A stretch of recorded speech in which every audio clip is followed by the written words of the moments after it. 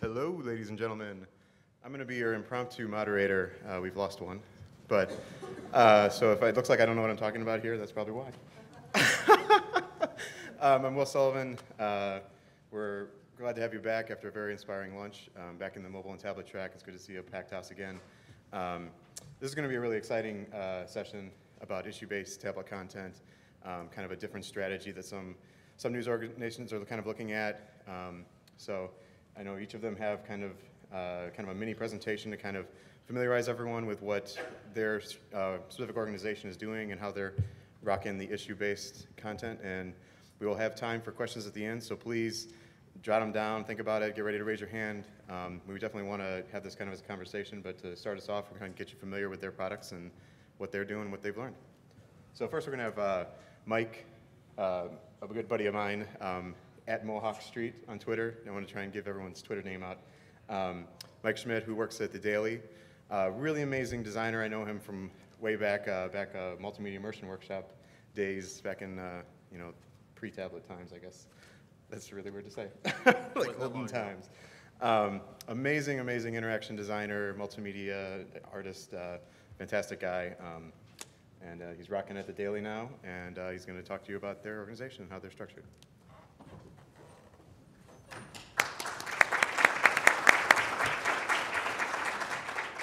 Thanks, Will. So yeah, my name is Mike Schmidt, and I work at The Daily. I started there January, so a lot of decisions about the app, about the business model, all that kind of stuff happened before I got there. The branding happened before I got there. But I jumped in, we launched on February 2nd, and so far so good. How many of you guys, just quick impromptu hands up, how many people have, first of all, how many people have iPads? I guess that's an important place to start. Most. This kind of weak over here, guys. Fine. You, the one dude. How many people have seen The Daily? Oh, great. Very good. How many subscribers? Okay, a little light. Guys, it's cheap. $1 a week. You get over 100 pages a day of stuff. It's kind of awesome. So let me start off by just giving you the shock and awe. This is a quick demo reel of a lot of the design work that we're doing. No matter what I'm saying right now, you probably won't even be able to listen to me because your eyes are focused on the screen and you can't do both things at once, which we know from interaction design. But basically, you'll see really quickly that design at The Daily is really important to us. And our goal is to engage readers every day with great stories, photos, video, and interactive content. And we really think that design, as you guys are all designers, you know this, design is the thing that brings all that stuff together to tell great stories. And it's a digital magazine experience. And we have no automatic templates. So this is something that's maybe unique in the industry. We actually handcraft pages using a CMS. Every single day, we're handcrafting over 100 pages. Let me say that again. Every single day, we handcraft over 100 pages. This is a daily publication. Thank you. This is no small task. Oh, and by the way, then we do it again in horizontal view. So this is the burden that we have. We do have some templates, hundreds of them actually, but we have to hand flow all the content. So you guys who are used to CMSs, you'll know kind of what that means.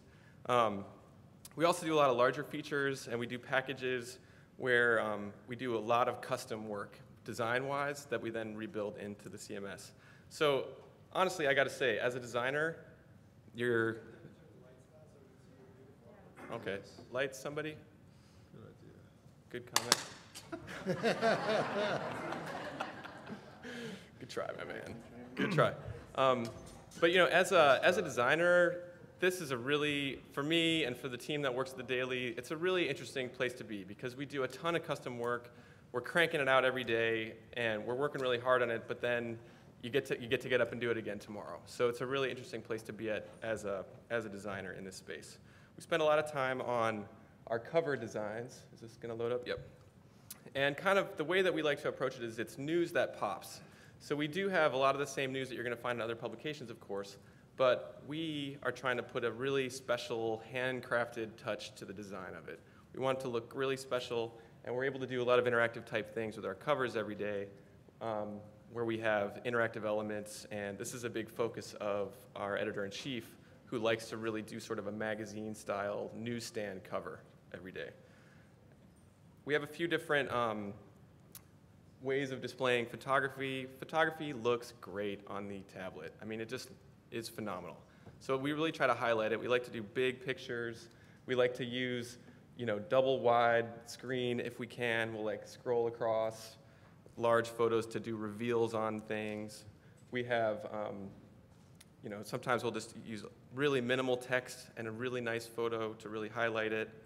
And we have a couple simple interactive type tools to do fun things like reveals or comparisons between photos, but that can also be done with serious content as well, where you can do before and afters, which we did a whole lot of that stuff when the Japan stuff was going down. And we also, since it's totally custom app and CMS, we're not really limited by InDesign or other tools that you might have. So we can really we can go up, we can go down, we can go sideways.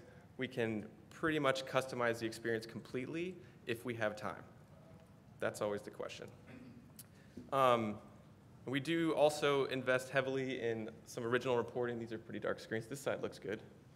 And we're able to do packages if we have enough time in advance where we can like have the videographer go out in the field with the reporter, have a graphics person involved at the beginning, bring it all together into a nice package that will then run over multiple days. So sometimes we'll do longer features that will just spread out over the course of a few days.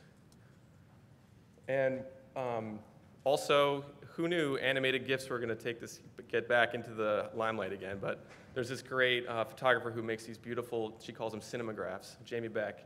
And so this is actually an animated GIF that has this really cinematic quality to it. We work with her quite a bit on getting these into the book too. Whenever we find a limitation to our CMS or our app, we've got a bunch of guys on deck in our team that actually can just like hand code HTML5 stuff. And so if I want to do something special or interactive or outside of what we have available as a tool set, we can just use HTML5 and like add some interactivity or functionality to tell the story better in that way. So it's good to have these sort of people on your team, and it lets us be a little more creative with our displays. Here's another one that's kind of HTML5. People so far seem to be responding well. I mean, my experience, I don't know a lot about the business side or the data or the numbers, but what I do see is what you guys will see if you look at the daily is the comments, right? And so on every page, people can type in comments, they can record audio comments. People seem to be pretty responsive. They're liking what we're doing. We're getting a lot of positive feedback. That's great. And in fact, even just last night at the bar crawl, people were telling me that they're liking the daily, so that made me feel good too. Always good. And we keep learning. I mean, this is definitely how long we've been in business, 8 months. This is a brand new brand, and we're trying to iterate. So if you guys have checked it out, this is our carousel, which was sort of the highlight of the app when we first launched. But we kind of quickly realized that that wasn't the best way to jump into the experience. So since we have a custom app, we're able to actually make changes to the app on the fly. We're already at 4 versions in, and it's much more stable. Now you come straight in and go right to the front page.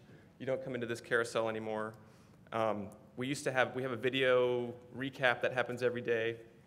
We've moved that from the carousel from a button that was buried deep down. We pulled it up and made it a page of its own, so it's getting more traffic that way, more response that way. We've also added a new table of contents in the last iteration. So we're trying to keep things moving. And our team looks like this. I mean, we have people with news background, we have people with print background, we have a lot of interactive guys, a lot of web folks, illustrators, people that come from the advertising industry. We've got a handful of people that do motion graphics, and like I said, developers that can just write stuff up on the fly, coding it from scratch, and giving us extra tools on the fly. So the cool thing, though, is that nobody in our team is only one of these things. Everybody's kind of a multi-talented, multi-capable person. And so we have this nice breadth of skills in our newsroom, in our design team. And so basically, if you have a great idea, there's going to be 3 or 4 people on the group that can help you execute it, which has been really fun. Our team's got about 50 on our design staff. That's production designers and art directors, designers, senior designers, creative directors. We kind of follow an advertising model in our staffing because our creative director comes from that world. And so we have like creative director, senior art directors all the way down to art directors to production designers. So it's kind of that model, which might be different from what you guys are seeing in your newsrooms, but that's how my boss works, and so that's what's comfortable for him, so that's how we staff up too. Now I thought this would be fun for you really quickly. Nobody likes CMSs. I'm sure you guys all have awesome CMSs where you work, but this is it. Someone please redesign this. Clearly designed by some awesome coders, but not visual folks. This is what it looks like. So we're in here, it's web-based, of course, and we can manage pages, we can do the article all the way through to the page, all the steps of editorial, proofing through finishing. And it's a process that's kind of tedious. We have components, you add them to the stage, this is a type component, you put in all the attributes and the type, and here's like a photo component that you could add on there. This stuff is probably similar to the tools that you're using. It's a little bit clunky, it takes a little bit to get working, but at the end of the day, once you get your speed up on it, you can start cranking on pages, and ultimately you'll end up building something that ends up looking like this, with a whole bunch of different text components that are up on the page. Probably not so different from what you guys are doing, but it's not InDesign, although we do use all the Adobe tools all the way through before we get to the CMS. And so we're designing everything in Photoshop, Illustrator, InDesign, whatever tool the designer's most comfortable with, and then rebuilding it in the CMS. It's a process. And things that we're learning. We're trying to learn all the time. Here's an example of, we feel like we really need to do big call to action type stuff in our buttons all the time. So for example, we try to keep pages simple and not have too many things happening at a time. I suggest if you're building tablet stuff, try this, like maybe one big idea per page is kind of a better solution than trying to cram a bunch of stuff on the page. Writers tend to like to put a lot of stuff on pages. Editors like to put a lot of stuff on pages. Push back a little bit. I think you're going to end up having a nicer experience for the user if you really just focus on like one big idea per page. And then if you do have interactivity, you need to go do a pretty clear call to action. So here we have like 2 things that worked. Sound off is a way for us to engage our readers where they can come in and they can talk about an issue or they can have their own voice be heard, and then it's just comments like you would find on a web page. The second one is each of these photos you can tap to see them full screen. So we have a pretty big button on there that says tap to see full screen. This stuff is not rocket science. I wish that we didn't have to put these giant buttons on things, but it does make it easier for the viewer to understand what you're trying to do. So we've been doing that. The third one is an example of a video. This was like a scrolling page that went across a couple, and we had a series of small video clips in there, and we just found that people really weren't touching on them because they were pretty small, and the icon for the play button was even smaller. And so, we're learning. We make mistakes. We try again tomorrow. That's kind of the beauty of a daily publication. It's not super precious because, you're going to get up and do it again in the morning. Actually, we do things in the evening, but that's a side note. And it's a magazine, and there's a beginning and there's an end. So there's we have a lot of interactive navigation built into our app, but we find that people really aren't using it that much. And that's probably partially because we designed it in a linear format, but we just find that 88% of people are still just going like this through the whole book. 100 pages, like this, swipe, swipe, swipe. A few people go back, maybe they missed something, they want to read it again. And we have a table of contents, and it's only getting like 4% of the time people are using it, so really minimal amount. So a lot of other apps are sort of aggregators of content, or they feed in and there's buttons and you can link all over the place, and there's sort of an endlessness to that linking and buttoning and jumping around. Ours has a very distinct beginning, it starts with a cover, and a very distinct end. It's like when you get back to that. So I think people just want to sort of get through and check out everything, which is kind of nice because you have quite a bit of discovery that happens, much like you have when you're reading a magazine or a newspaper, where you're maybe reading through and you find an article that you weren't expecting that maybe will surprise you or be interesting or relevant. So people are browsing it like a magazine, even though we give them these other options. Now, I would love to talk to you for like 3 more hours about this stuff, but we're trying to do a bunch here in this short time. We have a design blog that we put up recently you can check out. This is sort of a small curated set of cool stuff that we think we did well. show.thedaily-design.com. And I'll be taking questions in a little bit. Thank you.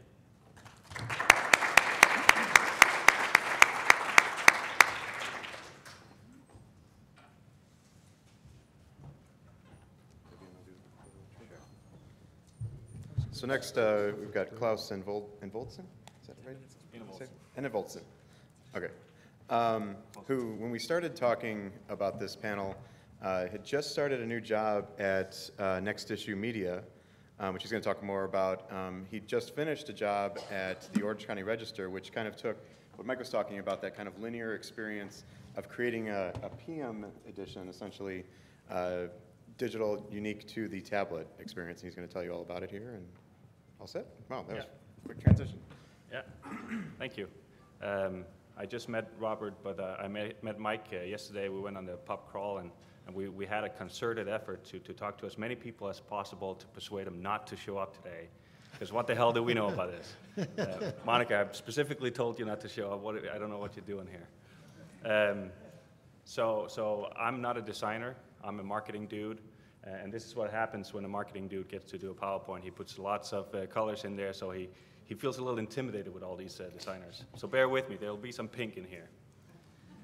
So as Will said, right now I work at Next Issue Media.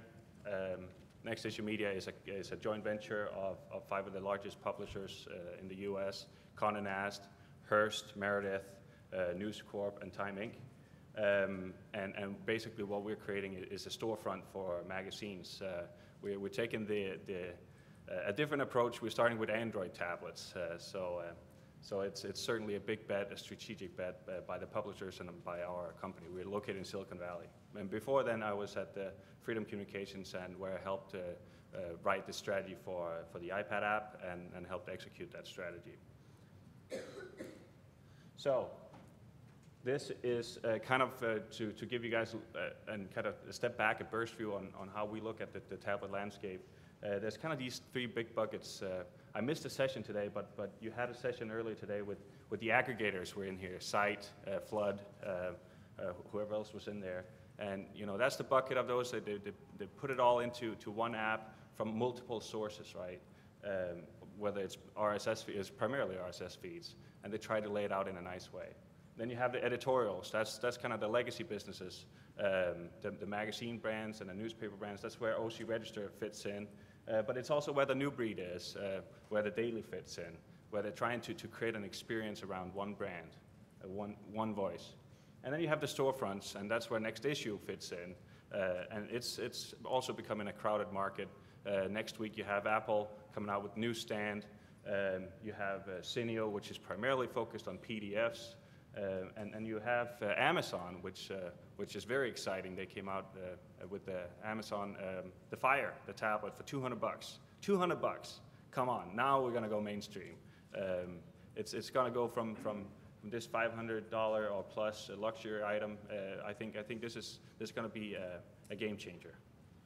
So just to wrap up the promo part of this is where I work now, and we have an app in the market, like I said, only on Android tablets. Right now we have about 10 magazines in there, but we're growing rapidly, and I think, on the product side, they're sitting back in Palo Alto and working on our app. We have some pretty big things coming your way end of this year, beginning of next year, so look out for that.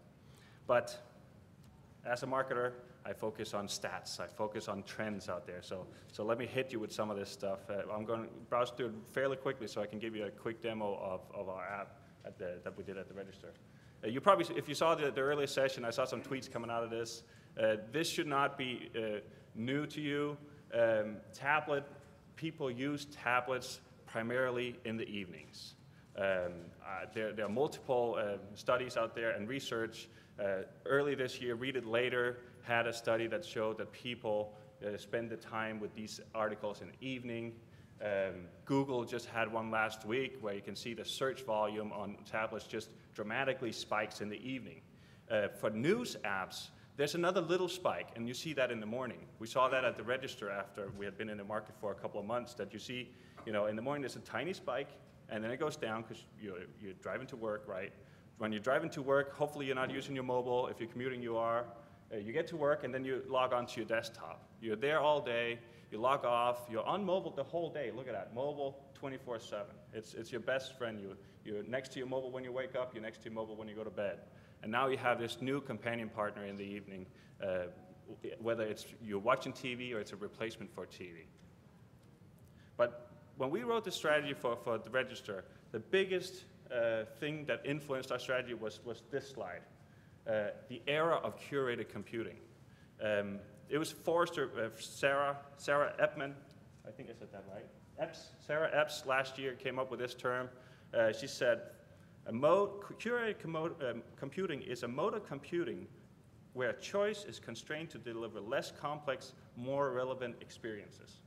I think this is it's a very powerful statement. Whether you believe in it or not, what it means is that people, we have this overload of information and we crave this simple, finite experience. We just want somebody to put something in front of us that's curated, that's quality, so we don't have to think too much about it. That's probably not for everybody, but this is the era of curated computing, and there are two factors that factors in here. Two factors that factor in. That's a good sentence. Apps. There's an article in Wired last year that said the web is dead. There's the rise of apps. You wake up, you check your email, that's an app. You check Facebook, that's an app. You check all these apps that you can get on your smartphone. And then you have the tablet, which brings to life this tactile experience, almost like you did in print, right? So now they're coming together and you can create this beautiful lean back experience. And as Mike was talking about, there's a start and there's an end. Every time you swipe, it feels like you're progressing, right? So that's also why I think that you see a lot more swipe versus scroll. Flipboard came out. Mike McHugh said that they only have swipe and Flipboard, okay? Whether it's aggregators or editorials or whatever it is, they're all looking for that experience, the finite experience with a lot of swipes. So again, when we tried to create our product, we asked ourselves, where's our purple cow? Have you heard the story about the purple cow? It's a classic. It's Seth Godin, a marketing guru, wrote a book about this, and he said there's these city slickers, they're going out in the country, and they see a cow. It's a brown cow. And the kids in the car go, wow, it's a brown cow. Pretty amazing when you grew up in the city. They drive a little further, they see some more cows. Wow, there's some cows. After an hour, they've seen 10,000 cows, and they're like, yeah, we kind of expected that. And all of a sudden, there's a purple cow. Wow, right? That is human nature. Our expectations are set. And as time progresses, our expectations shift, right? So what was a wow experience before becomes expected next. So you always have to push the envelope and go and look for that purple cow. 80% of everything you experience out there is what you expected it to be. It's when there's a wow experience that you tell your friends. So we looked at that at the register and says, well, what do we do for these iPad users to create an experience that is a wow, that's a purple cow? And we looked at the other apps, you know, April 1st, when the iPad came out, already there, you had news apps, you had USA Today, you had the New York Times. So we had some benchmarks, right? And we quickly saw that people, you know, they expect video, quality content, weather and traffic, ability to share, fast load time, and a lot of the other stuff that's up here. But what could we do that kind of goes beyond that?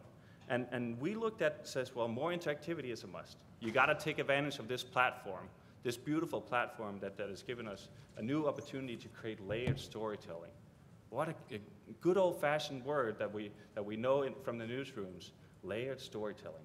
Now you can do it. You can do it like you've never been able to do it before. Magazine-like content. We kept talking about this is not a newspaper. This is a daily news product, daily magazine.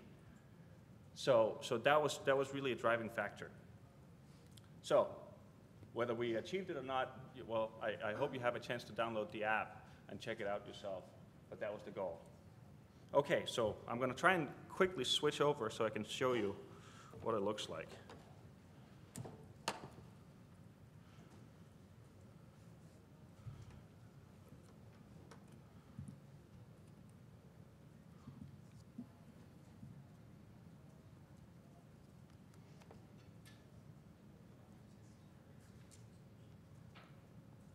Does it work?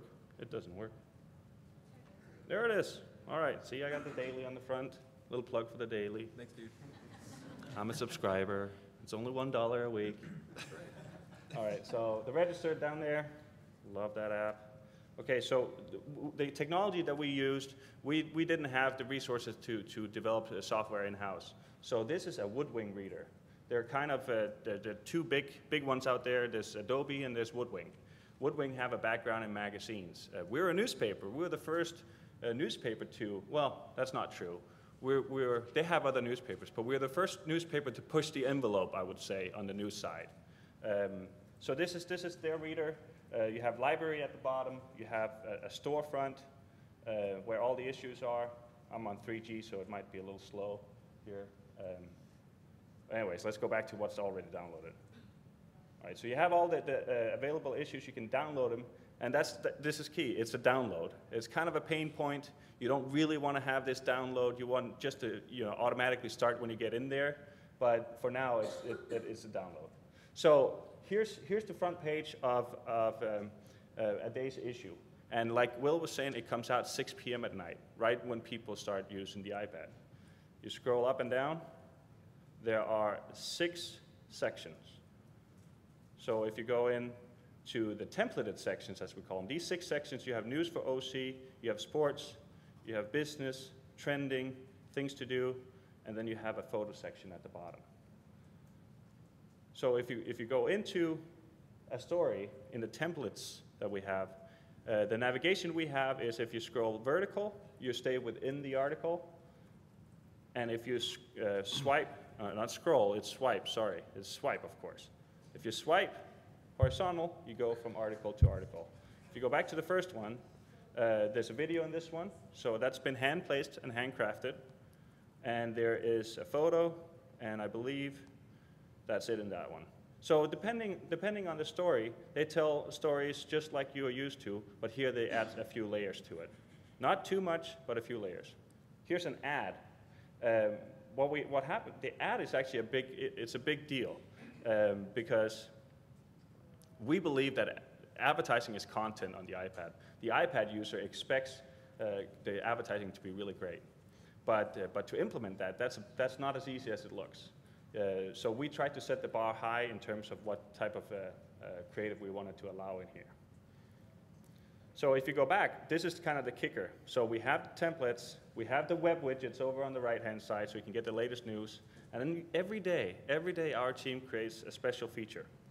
And I say we, it's them now since I left in June. This one is a reporter, it's David Whiting. He's kind of a hardcore triathlon guy, so he did a feature on that. This is custom design. Everything else is in templates, but here we give our designers free range. Experiment, play with it, do whatever you want to do. So you have text, you have video, we have a sponsor, which is good. We need the revenue. And did you notice there was a white flash there when I swiped up? Let's see if we can get it. White flash, and then it kicks in. All of this is created in HTML5. So that's why there's it's all downloaded to my device, but there's a little bit of a delay because it's a zip file that it's trying to load up. So you have slideshows, you have infographics, lots of images, just like a magazine. Okay, I think that's enough. How much time do I have?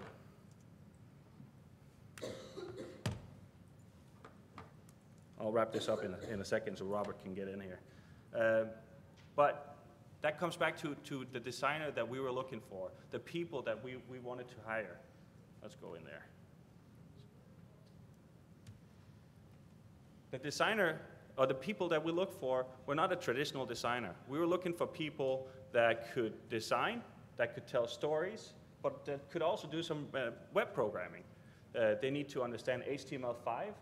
There's no design program for HTML5 yet. It's coming, but so far there's not. So these people that we expect to be, have an idea of what visual design is supposed to be, we also want them to do some programming. They need to understand CSS and Java so they can do all these fancy widgets.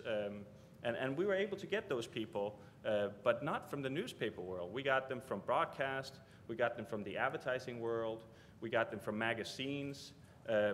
We don't have the luxury of 50 people, but we hired 5 new people for this. So This is my technical slide.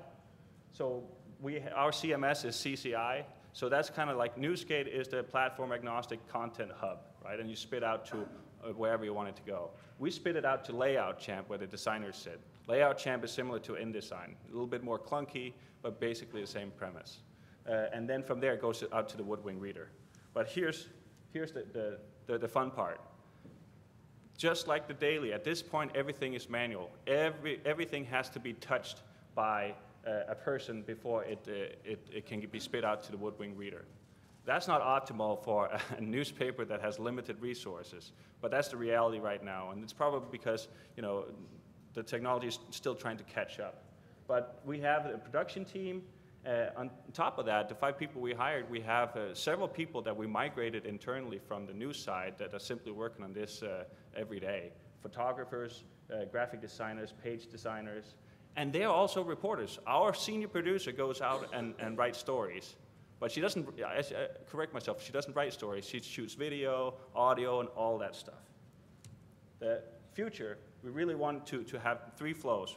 We want to have everything that the standard, maybe 75% that are just templates. We don't want to touch it, right? We want it to just flow through. Nobody has to paginate. It just goes in just like on a website, right?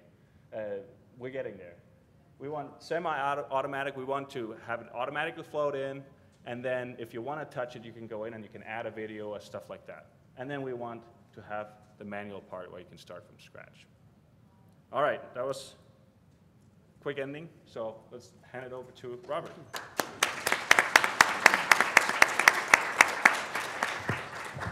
I definitely recommend you follow all these guys, and especially Claus. He does really great stuff on Twitter. And like he alluded to, he's kind of a marketing guy who's got a lot of good data and really interesting links that he shares. Next, we've got Robert Newman coming up, who is a design legend from basically every magazine in the world, pretty much. Vibe, O Magazine, Newsweek, now at Reader's Digest as creative director, and he's going to take the stage and roll it. Thank you.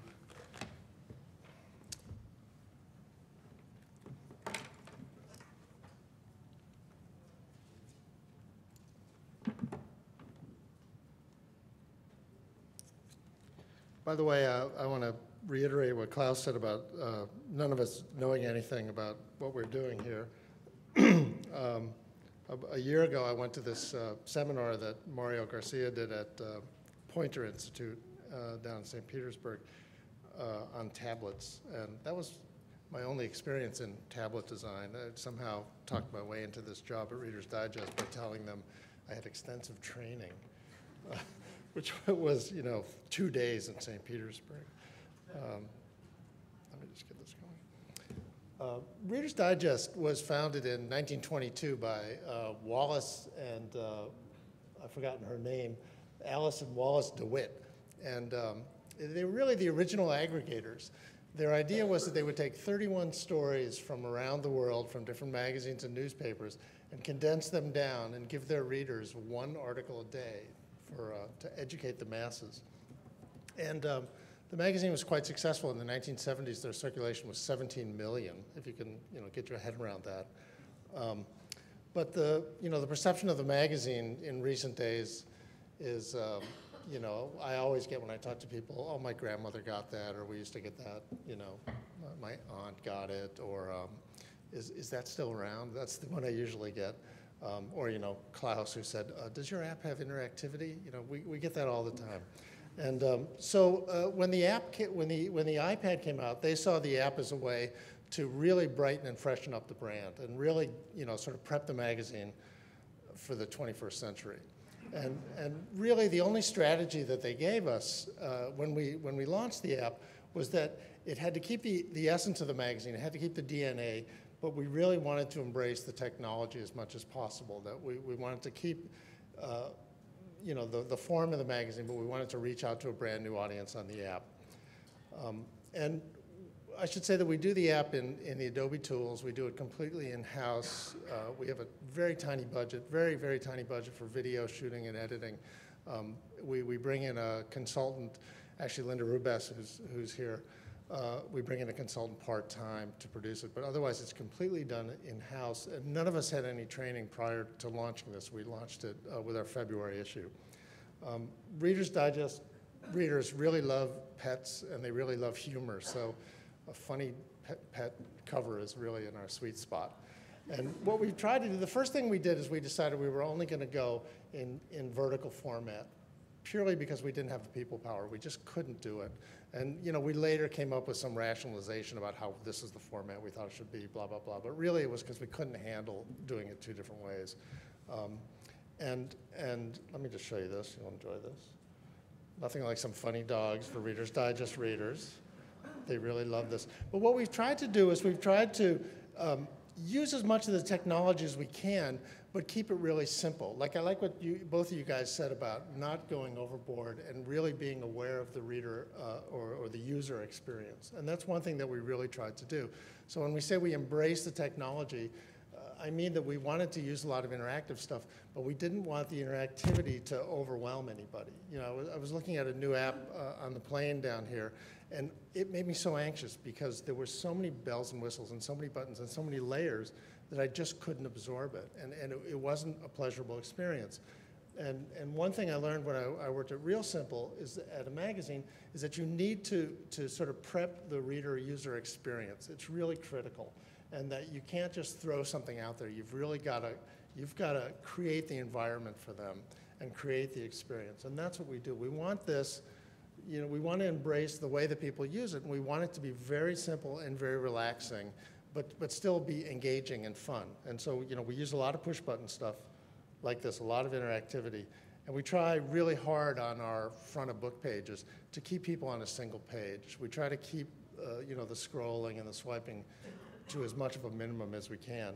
And we use the technology, but it's really simple and clean. The other thing that we're doing is we're doing a lot of slideshows, and one reason we're doing this is because we have $0. So this is a case where we went to a book publisher and just picked up extra pictures from the book. And we are doing a lot of video. That's been really good for us, and we're using the video. We're launching a YouTube channel, so we're going to be able to multi-purpose the video. And this is a great example of a page that, for me, totally embraces the technology of the iPad. And yet it feels like a magazine when you first look at it. And the way we've used the technology is really simple, but check out the way you can interface with this. In the magazine, this is a story about it. This is a girl who I always get choked up when I talk about the story, but her father died in the Trade Center, and she was just a baby, and she wrote a letter to him. And this is the letter she wrote. And this is how we did it in the magazine. And we give this to the viewers and the readers to do, but then we also did a video of her. We've done a lot of stuff through Tuesday's Children, so when they contacted us saying they wanted to put out a 10th anniversary memorial book, and they were asking people to write letters, it was something we really wanted to do. So my mom's like, I know. I can't watch any more of that. But that's the simplicity that we're going for, and still the kind of engagement that we want to do. This is another page.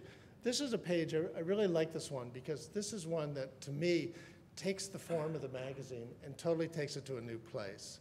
And this was, in the magazine, a traditional kind of feature with a small photograph and a lot of text wrapped around it. We've totally busted up that approach and turned it into this sort of glorious full-page photograph. And then we give people the story here. And then you can link to the video two different ways. I'm Bill Gross, originally from Cleveland, North Dakota, where I was raised on a family farm. I'm a Boeing 747 captain for UPS now. However, my heart never left the farming community. As an airline pilot, I fly across the ocean. We do anywhere from 6 to 10 of these videos. About half, we usually do 4 or 5 original videos, and we pick up 4 or 5 from different places. And we found, and I think you guys have reiterated that video is really key. People love video, and when you look at the video reproduction, it's just off the hook. It's just incredible. So people are responding incredibly to the video, and we're trying to layer it in as much as possible. This is a good example, again, of how we're trying to keep the interface really simple. This is a recipe. In the magazine, it was printed small, because that's what we are. You just tap the button and up pops the recipe. I should say that as designers and art directors, we've found working on the app totally liberating. I mean, partly for us, we're one of the few people where our page size actually got bigger on the iPad. So it's great, like we have all this space, it's great. But also we have all this space. There's no limit to the amount of space that we have. We're only limited by the download time. And we also, like as art directors, what's your biggest beef? You get the story late, you get the art late, you get the headline late, the headline changes at the last minute, the editor won't cut for space. None of those are a problem for us because we have all the material already. We start working on the iPad when the print edition is finished. So we have the headlines, we have the photographs, and if we want to add more photographs, we add more photographs. It's really fabulous. One other thing we started doing is we're working with a lot of illustrators to do animation. Here's a good one by Serge Bloch.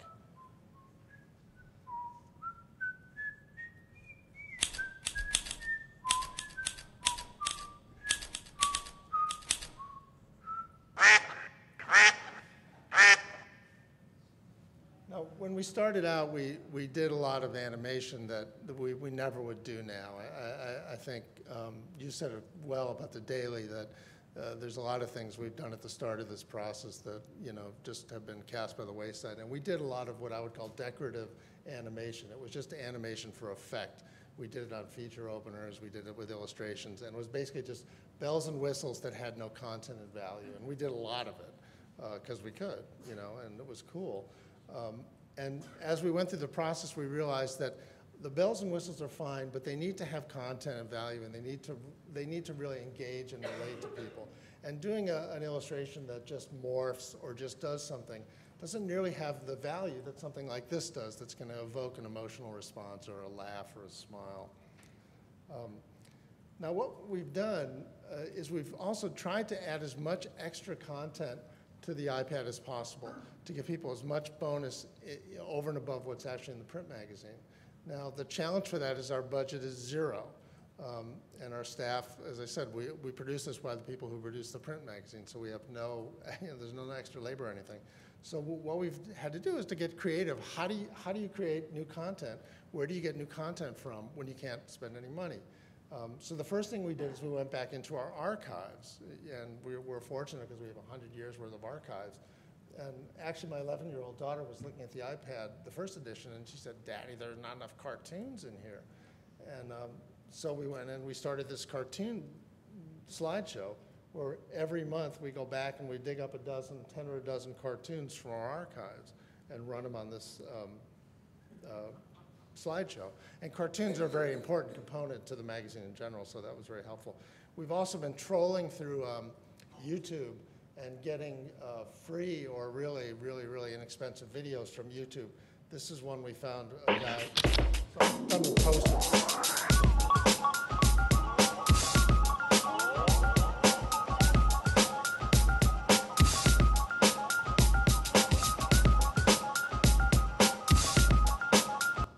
We got that for free. It was great, and we do that a lot. We've now actually worked out a deal with YouTube where we're starting to curate a lot of YouTube videos for free, and run them in the app, which is great.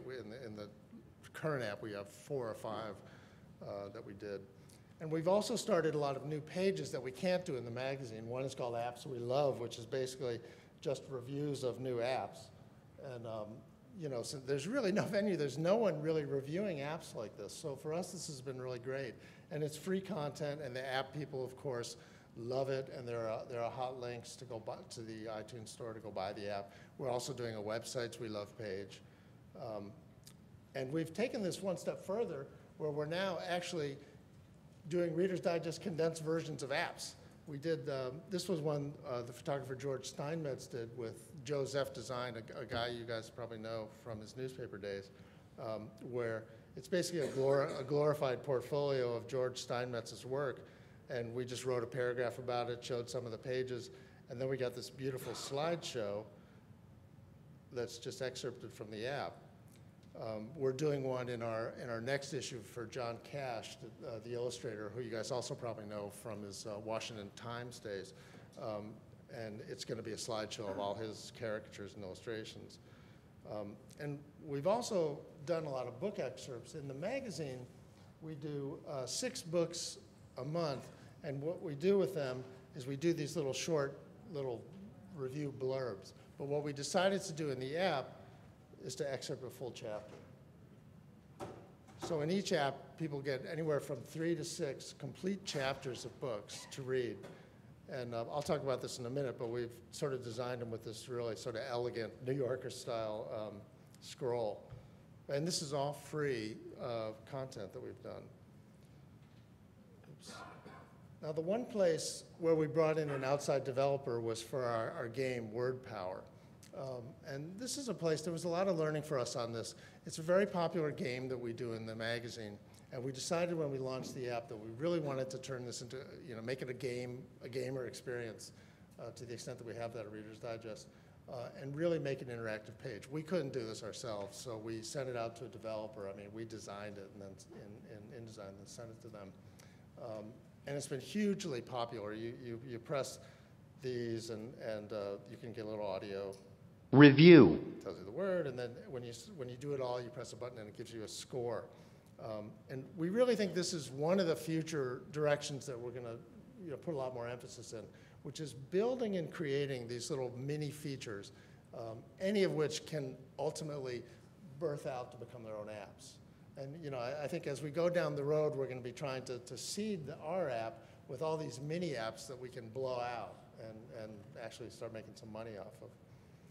But this word power has been really great. People love the game experience. It's nothing new to you guys.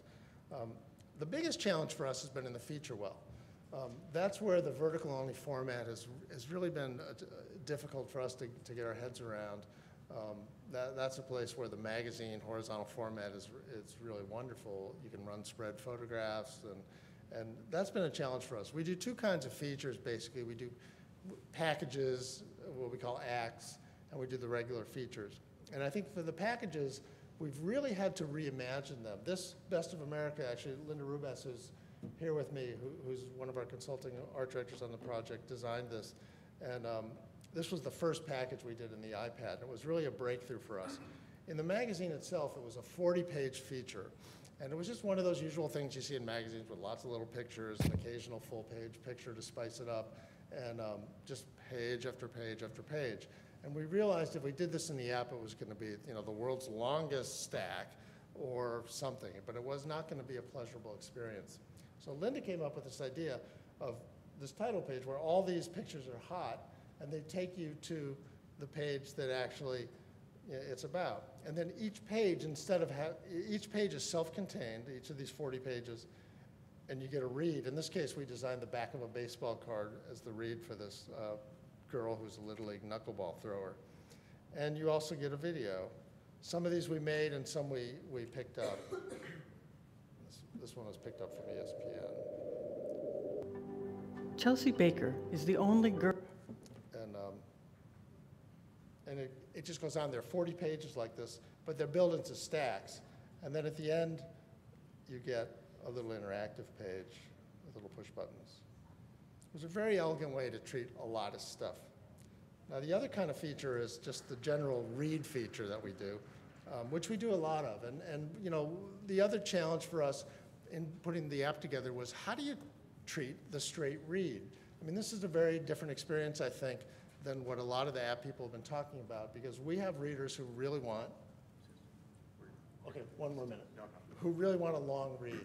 And we've had to develop type. We stole a lot of this from the New Yorker. Basically, what we've done is we've developed long scrolling columns. And a lot of how people interact with the app is this long read. And finally, sorry.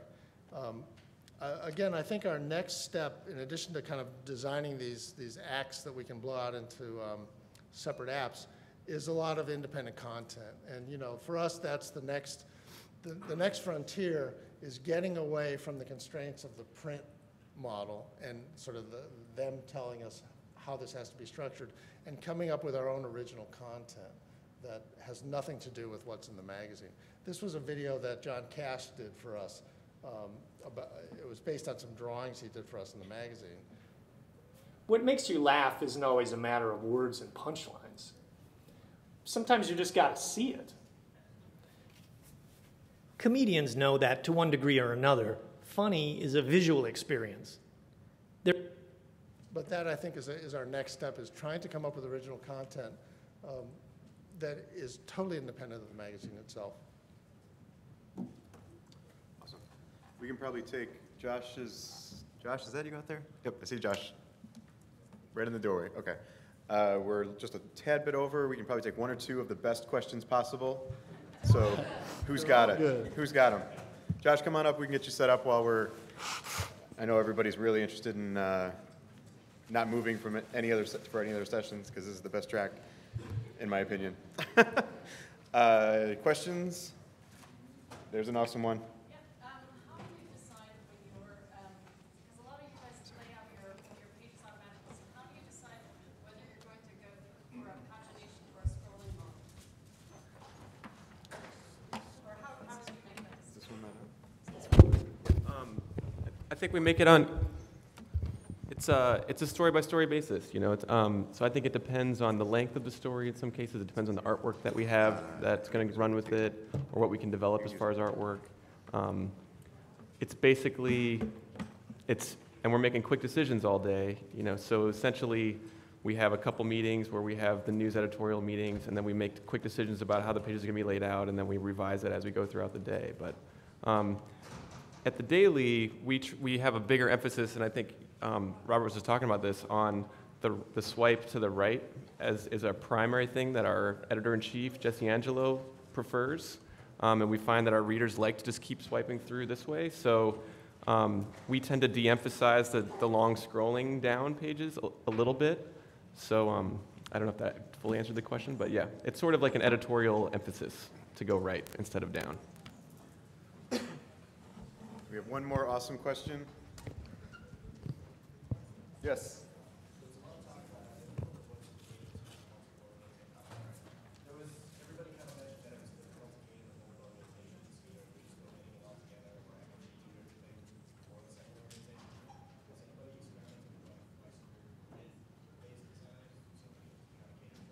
So for those that couldn't hear it, have you experimented with flexible grid design when switching orientations?